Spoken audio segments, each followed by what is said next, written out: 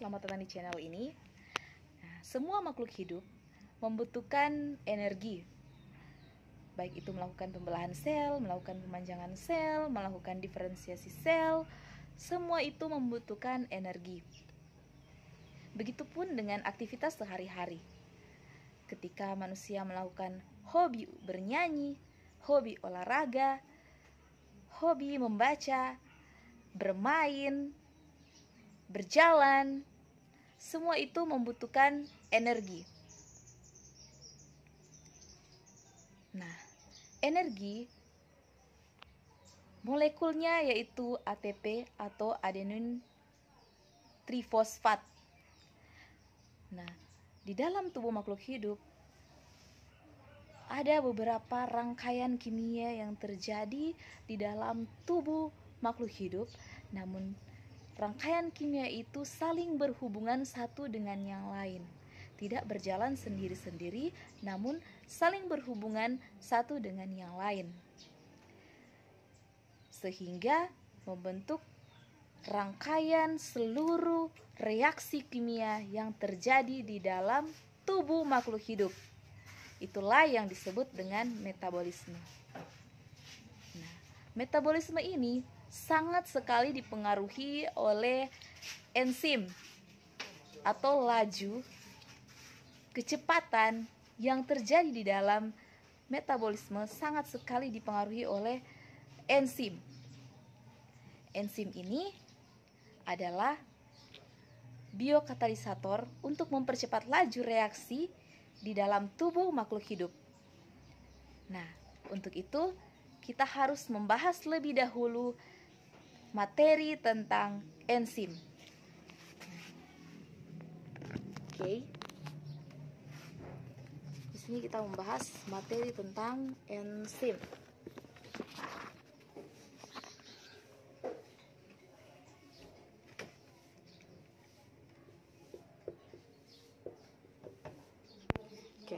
Enzim adalah protein khusus untuk mempercepat laju reaksi yang terjadi dalam tubuh dengan cara menurunkan energi aktivasi. Nah, enzim ini, ilmu yang belajar tentang enzim disebut sebagai enzimologi. Enzim itu enzim, logi itu ilmu yang mempelajari. Jadi enzimologi itu adalah ilmu yang mempelajari tentang enzim. Nah, enzim ini komponen penyusunnya ada dua, yaitu apoenzim dan kofaktor. Oke, apoenzim itu sendiri adalah protein, sedangkan kofaktor itu adalah non protein.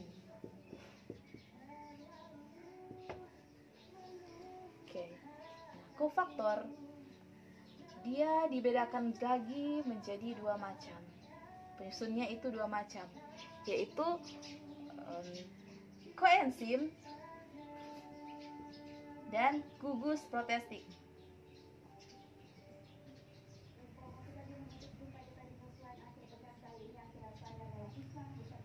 Koenzim itu sendiri adalah organik,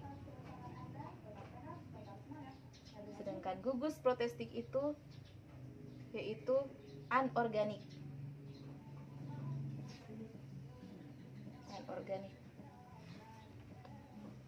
Anorganik ya. Nah, organik itu sendiri adalah vitamin, sedangkan anorganik itu dalam bentuk Fe, Mn, besi, mangan, kalium. Nah, itulah yang disebut sebagai gugus protestik atau anorganik. Nah, selanjutnya kita harus mengetahui sifat-sifat dari enzim ini. Nah, dari sini kita bisa lihat bahwa sifat-sifat dari enzim ini yaitu sifat yang pertama, sifat kita hapus saja.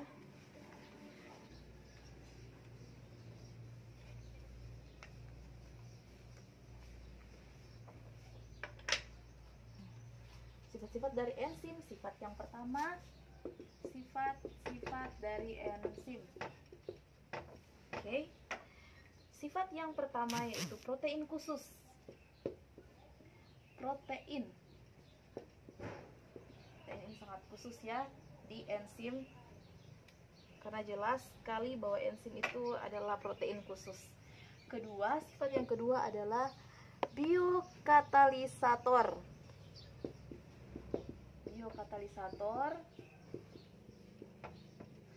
Nah, biosnya artinya hidup, katalisator yang artinya mempercepat laju reaksi. Jadi biokatalisator adalah mempercepat laju reaksi yang terjadi dalam makhluk hidup. Oke, selanjutnya yang ketiga yaitu sangat sekali membutuhkan suhu yang optimum.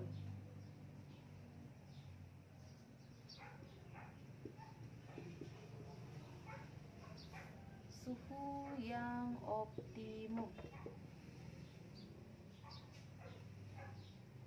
Keempat, sifat dari enzim ini yaitu spesifik.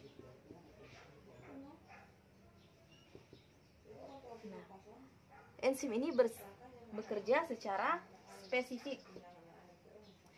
Sifat yang kelima yaitu enzim bekerja secara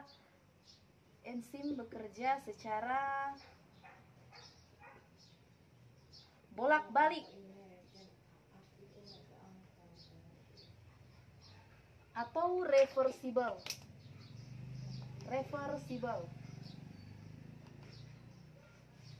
Reversible ya. Nah, yang keenam yaitu menurunkan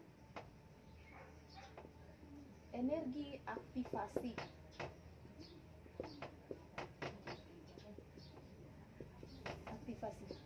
Menurunkan energi aktivasi artinya jika enzim ini dibutuhkan dalam jumlah yang banyak, maka energi aktivasi ini sangat sedikit dibutuhkan oleh tubuh, menurunkan energi aktivasi tubuh.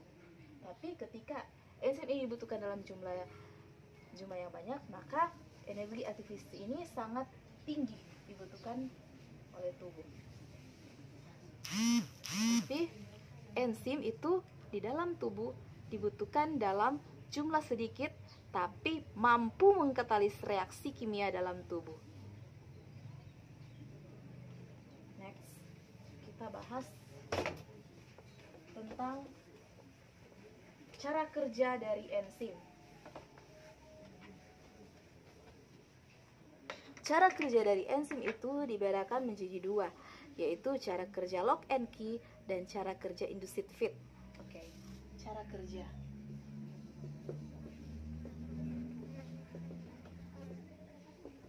Pertama yaitu lock and key.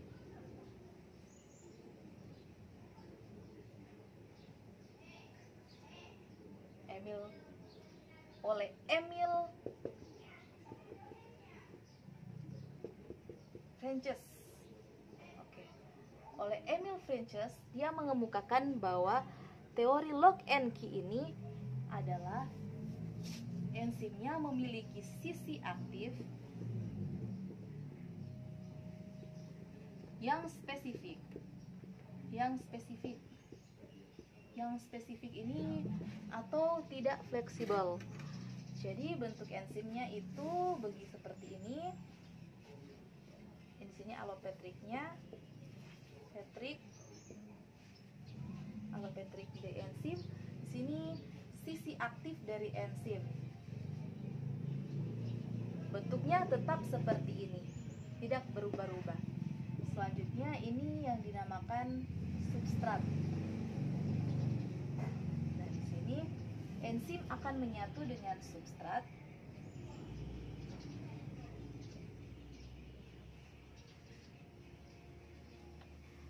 Enzim akan menyatu dengan substrat sehingga menghasilkan produk baru. Nah, ini sisi aktif dari enzim ini. Di sini sifatnya tetap seperti ini, kaku. Ini bentuk dari enzim, sifatnya tetap kaku. Ini substrat. Ini enzim dan substrat menyatu sehingga menghasilkan produk. Ini cara kerja dari teori lock and key. selanjutnya cara kerja yang kedua yaitu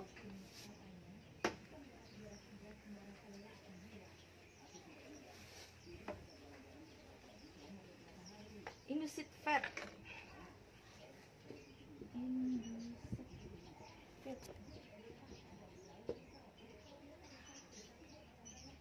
Oleh Daniel Koslan.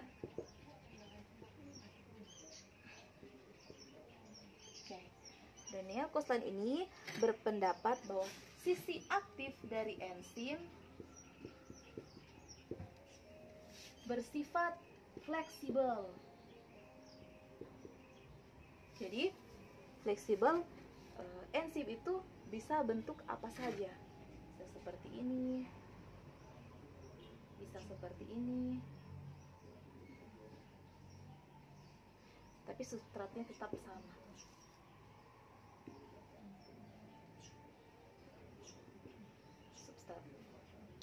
Substratnya tetap sama. Substratnya tetap satu. Ketika substrat ini masuk, ketika substrat ini menyatu dengan enzim, dia akan bentuk seperti ini.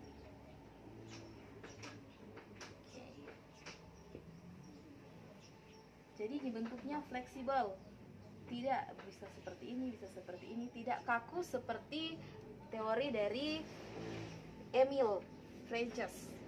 Nah, ini menghasilkan sebuah produk. Jadi ini enzim, ini substrat, ini enzim, substrat menghasilkan produk. Sifatnya fleksibel.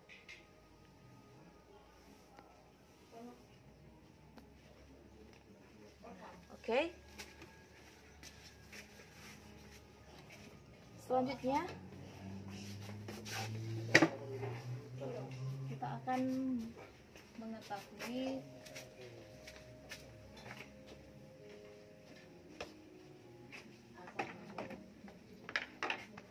faktor-faktor yang mempengaruhi dari enzim. Nah, faktor yang pertama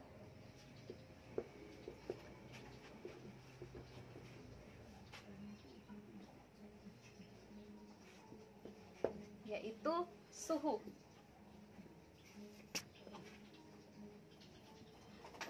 Nah, suhu enzim akan bekerja pada manusia jika berada pada suhu 35 sampai 40 derajat Celcius. Nah, yang kedua, pH optimum.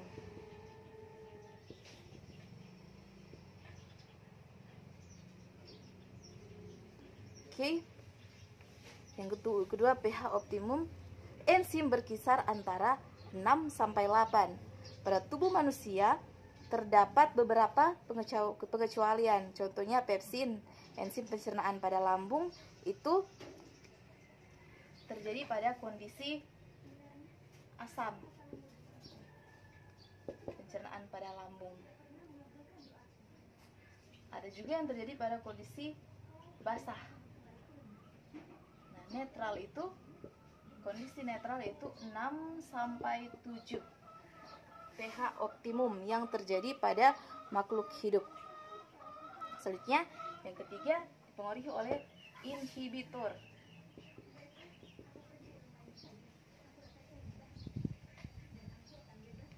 Inhibitor ini ada dua, yaitu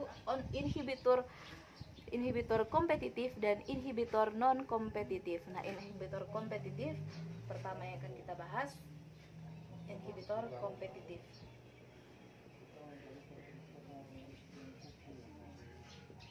Kompetitif atau persaingan.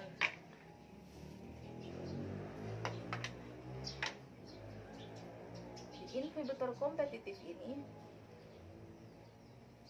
enzim, ini substrat.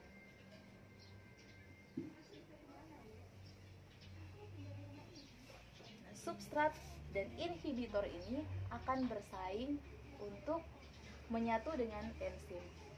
Tapi inhibitor ini lebih besar, kompetitifnya lebih besar untuk bisa menyatu dengan enzim, sehingga substrat tidak bisa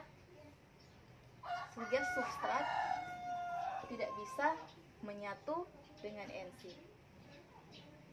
Ini yang disebut dengan inhibitor kompetitif. Sedangkan inhibitor non kompetitif di sini ini A, ini B. Inhibitor non kompetitif. Ini enzim.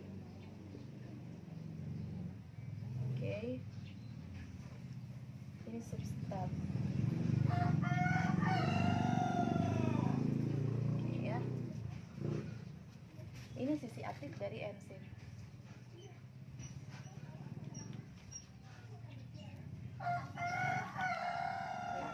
Inhibitor ini akan menempel pada alopetriknya dari enzim. Alopetriknya itu terdapat di sebelah sini ya, alopetrik. Sehingga membentuk seperti ini. Ini enzim. Ini inhibitornya.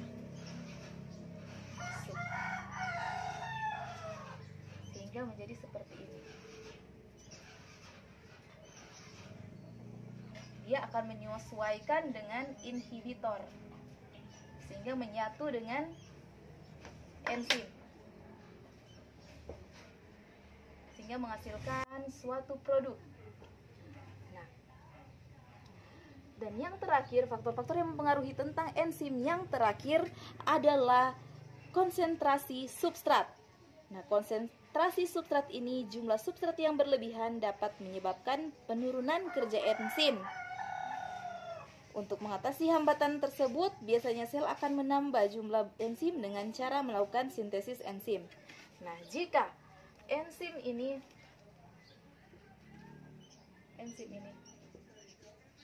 dibutuhkan dalam jumlah yang sangat banyak, maka energi aktivasinya menurun. Tapi jika enzim ini dibutuhkan dalam jumlah sedikit, maka tinggi dari energi aktivasi ini meningkat. Oke. Nah, di sini saja. Demikian materi kita saat ini.